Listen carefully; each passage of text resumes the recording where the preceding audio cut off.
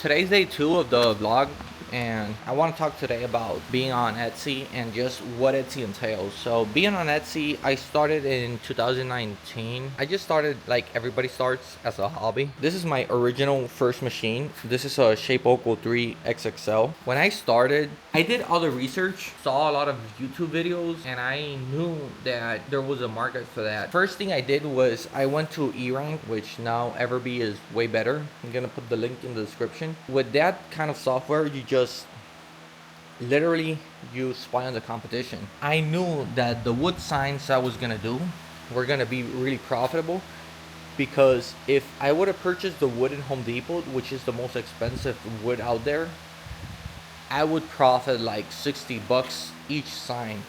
I only had one machine. I worked nearby my shop, or I mean, I didn't have a shop by then. It was my dad's and mom's home. So the thing was that I would put the machine in the morning. I would just start it, and it would take 2 hours to finish. And whenever I got back, I would try and go at 10 o'clock in the morning to just change the different sign.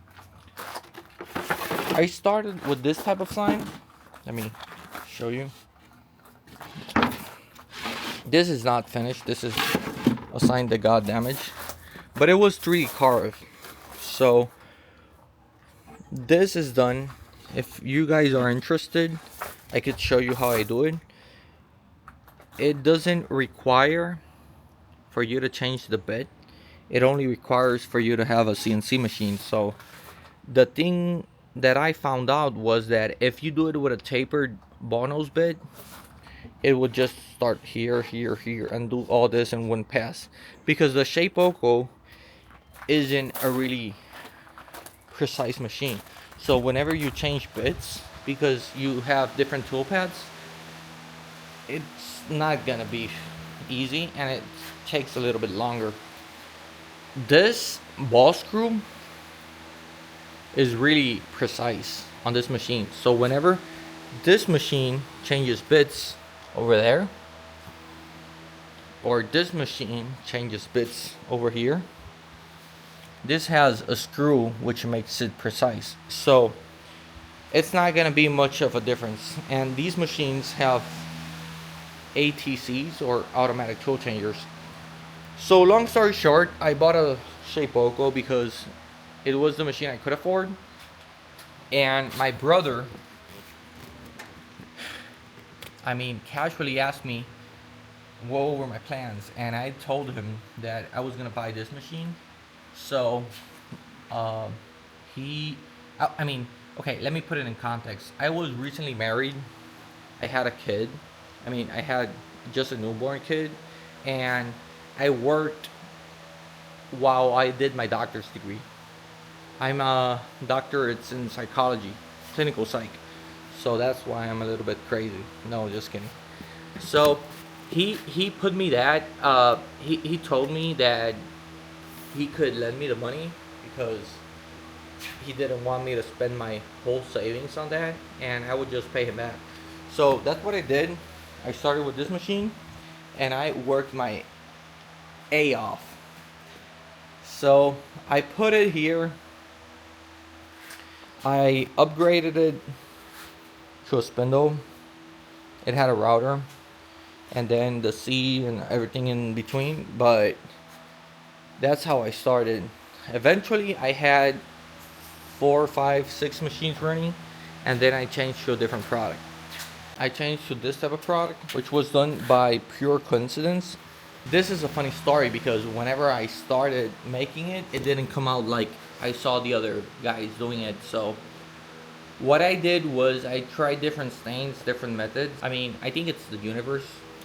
I don't think anything is a coincidence. So a woodworker nearby came in. He's a friend of mine, of the family. And he went in, sat in my shop, started talking, and said, "Hey, why don't you do it this and this way?" Precisely that was the thing that was missing on my part for me to do. So now, if you can see, this is a really polished product. This is a superior quality product, and I've sold almost 2 million in this product.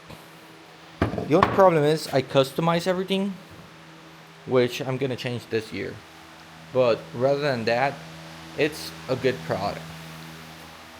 So I did everything by hand. I wasn't really knowing what I was gonna do with my life. I worked full time. I came out of the shop. I came after work, worked in the shop, and then studied, and had one kid and one wife. So that's what it is. I just recommend you to start. I'm gonna be explaining more of my story in the meanwhile, but I think that's a little bit of my story.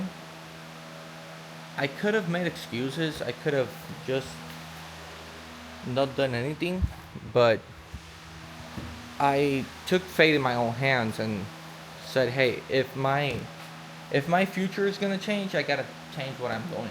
I can't wait 6 7 years, have student debt, and then try and get a job as a doctor's in clinical psych." So, if you have something you have in mind, I could help you out if you want. I do consulting. I'm gonna put the link also in the description. But my recommendation is that you just start where you are. People say to me, "Hey, I don't have the business name. I don't have the logo. I don't have." Just start.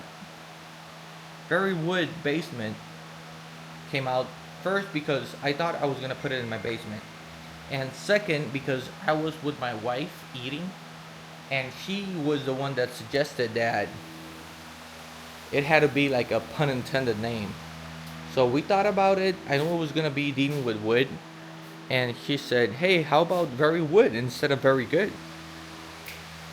There it is. That's what I was looking for. Short name, cool name, a name that you can remember, and I mean, I think once you put it into action, and once you start doing something, then the results come.